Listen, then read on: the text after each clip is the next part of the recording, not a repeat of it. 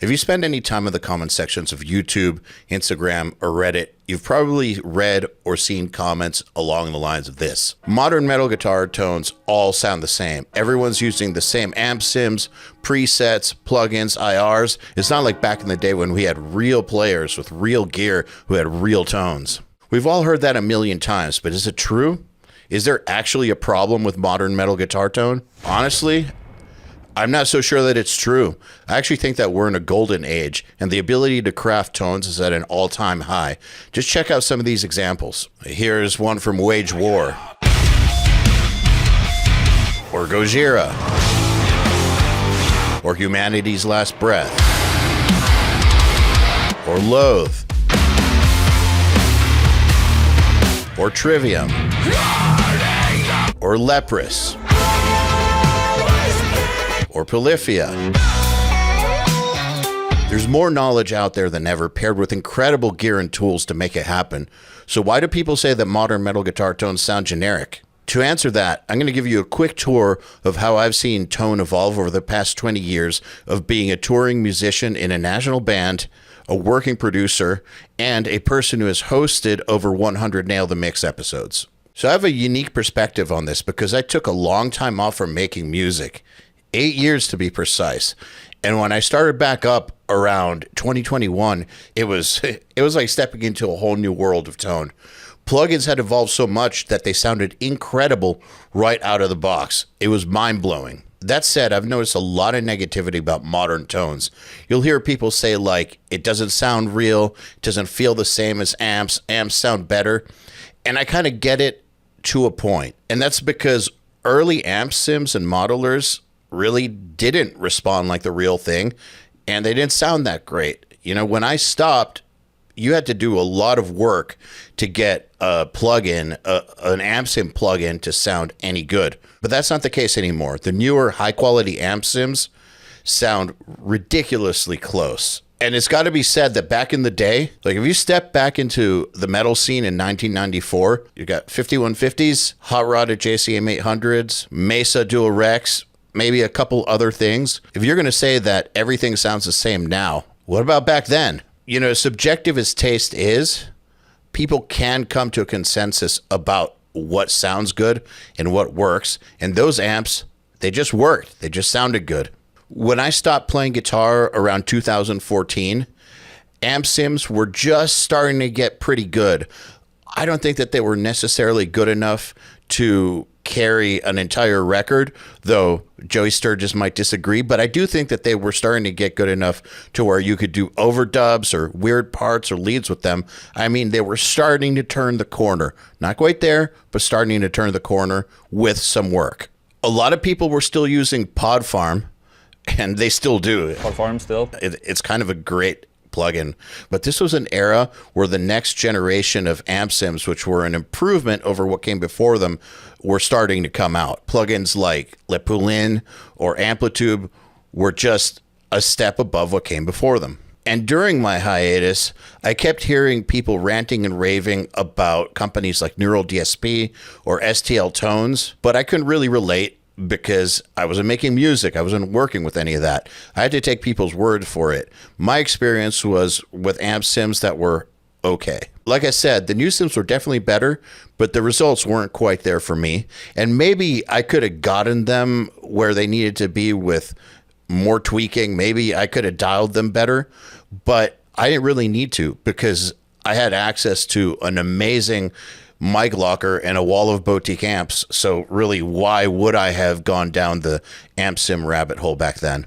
That said, there were some people getting some incredible results with amp sims back in the day. Joey Sturgis, for example, got some jaw-dropping tones with Pod Farm.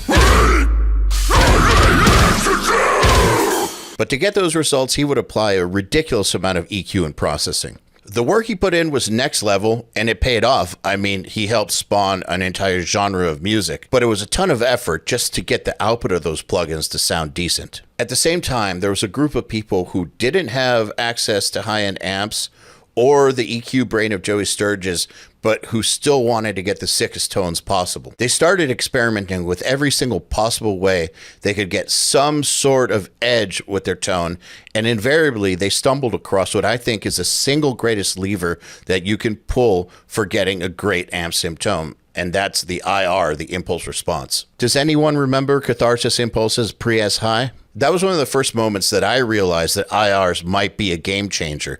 Suddenly, you didn't need to have all this gear to get a great tone. Back then, if you had good gear, you did not need IRs. But what if you didn't have good gear? This was a revelation. Suddenly, people were taking those flat, sterile, plastic-sounding amp sim tones and drastically improving them. It was the first step between bridging the gap between real amps and amp sims. When I came back, I tried Archetype Gojira on my first day, and holy it sounded incredible right out the gate. And that's just one example. Between heavyweights like Neural DSP and up-and-comers like Grin Digital, you can just plug in and instantly have mix-ready guitar tones immediately.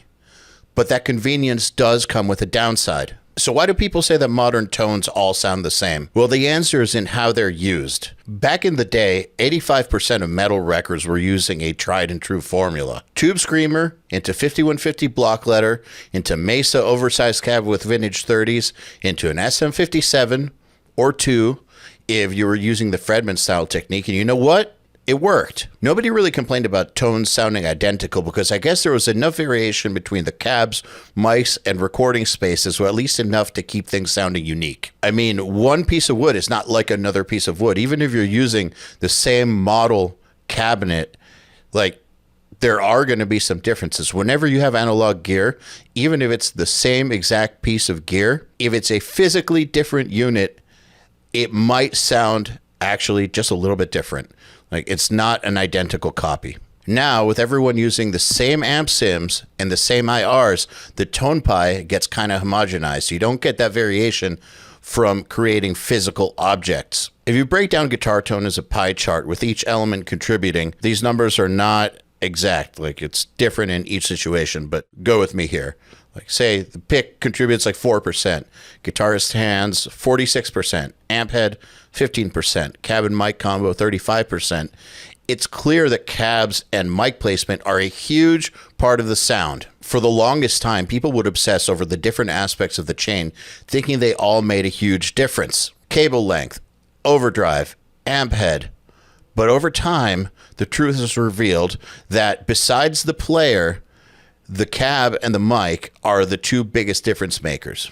Ironically, this is something that a lot of people learned from using amp sims. For the first time, they could shoot out mics and instantly hear what a difference they made. For example, using a dynamic versus a condenser mic on a cab in a sim was probably eye-opening to people who had never been to a studio or tried this in real life.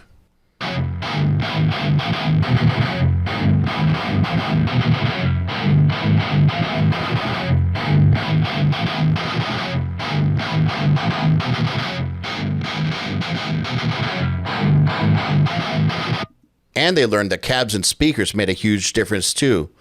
For example, a Mesa with vintage 30s versus a Marshall 1960A.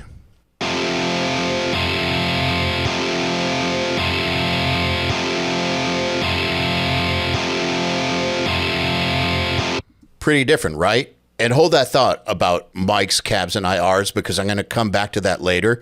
And if you want to dial truly unique tones, you're going to want to see that part. So what's my point? Two things were happening in parallel. Number one, amp sims were getting much better. And number two, we all started experimenting a lot more with every element, especially of a digital signal chain, to see how it affected tone. And thanks to stuff like Neural's plugins, we all had access to an unprecedented range of gear that all sounded pretty good.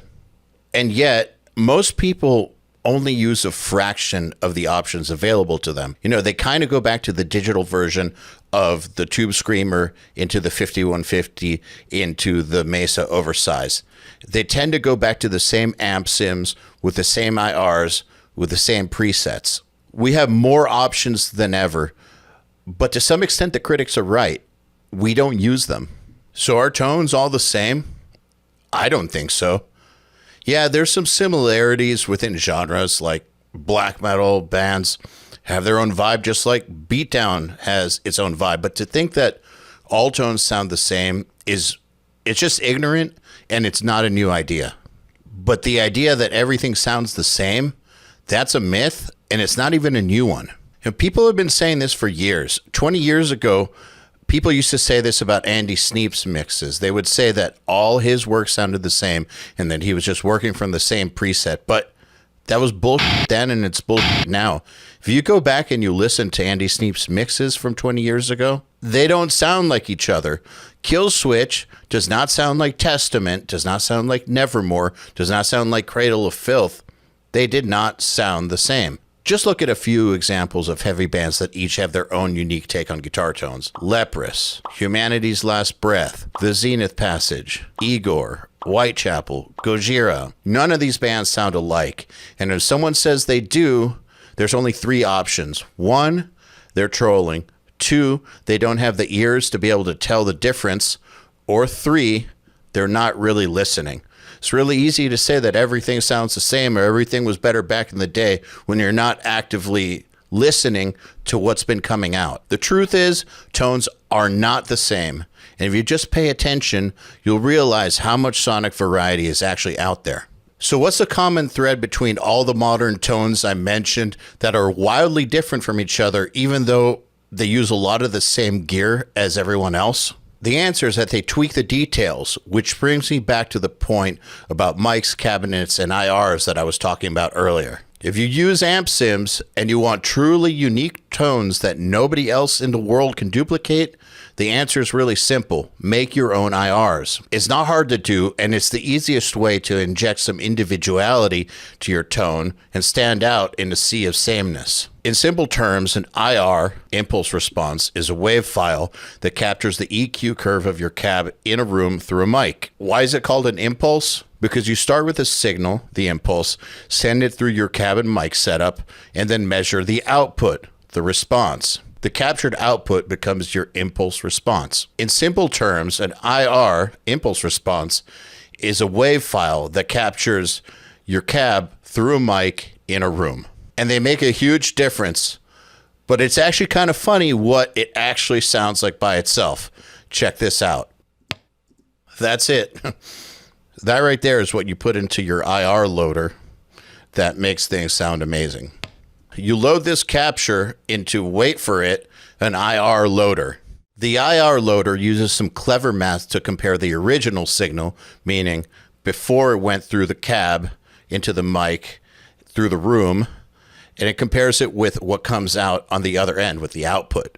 The difference between the two is your impulse response, and essentially, it functions like a virtual guitar cab. Here's the kicker. This seemingly small detail has a shockingly profound effect on your tone. And it's important to note that the IR doesn't capture your amp, your pedals, or really anything else that adds compression or saturation to the tone. It's strictly the cab, the mic, and the room. That's it. There's a bunch of options out there for IR loaders like Lancaster Audio's Pulse or STL Tones Libra, GGD Studio Cabs, or any loader that's built into a sim like RevC or any of the neural plugins. And if you don't believe me about what a difference they make, let's head on over to Pro Tools and I'll show you. Okay, so right here we have 4 copies of the same exact guitar part. I just copy pasted them. They're all going through the exact same amp sim with the same preset, which is Gojira archetype with the cab turned off. It's identical across all of them. And I've just got different IRs and different loaders also in these slots. Just check out how different they sound. I'll just play them on a loop.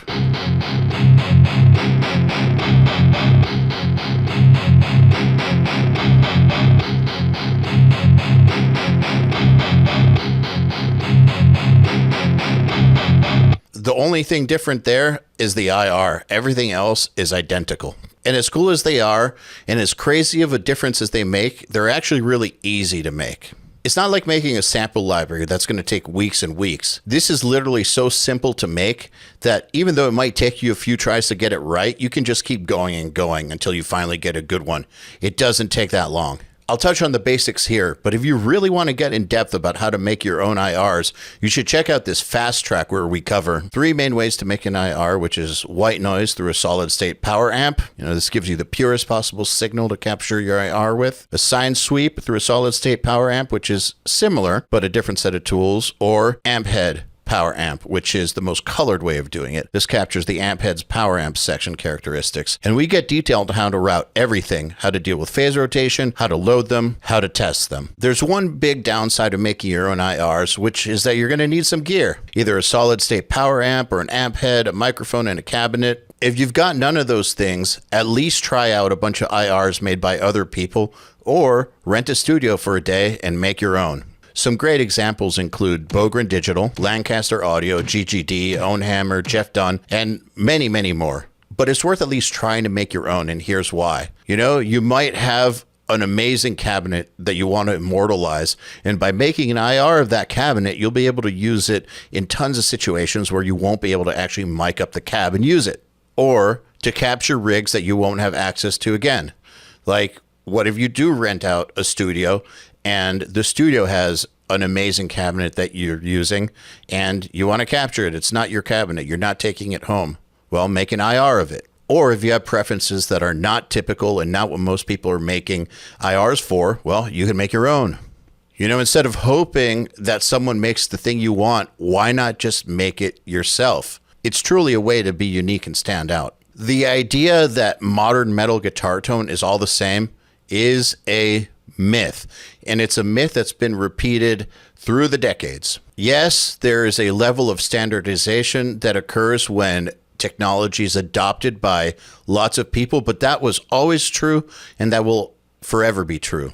The real difference lies in how people use the tools at their disposal. We have more options than ever, and while it's true that most people like to stick to tried and true formulas, there are the few who like to push the boundaries, and especially with tools like IRs, they can craft a truly unique sound. The key takeaway is if you want tone that stands out, don't just rely on presets and the same stuff that everybody else makes. The tools are better than ever. The only limit is how far you're willing to take them.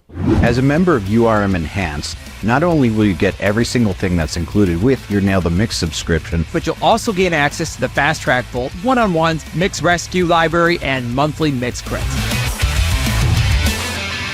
The Fast Track Vault is an ever-growing collection of over 200 hours of the most comprehensive audio training on the planet. Each and every week, we have slots available for you to book your 20-minute call with us. This is your time to ask about anything related to your audio journey. I can't believe that someone's paying me to do music in the first place. It's amazing. Do you have a mix that you're struggling with? Well, you should check out Mix Rescue, where we select one of your mixes and show you exactly how to level it up. Man, that sounds pissed now. Pretty heavy now. It was more like what you're going to actually encounter in the field. We understand how important getting feedback is, so in addition to Mix Rescue, we've added monthly Mix Crits that are available to every single member of URM Enhanced. If you want to level up your audio skills and enhance your musical life, click the link below and join us.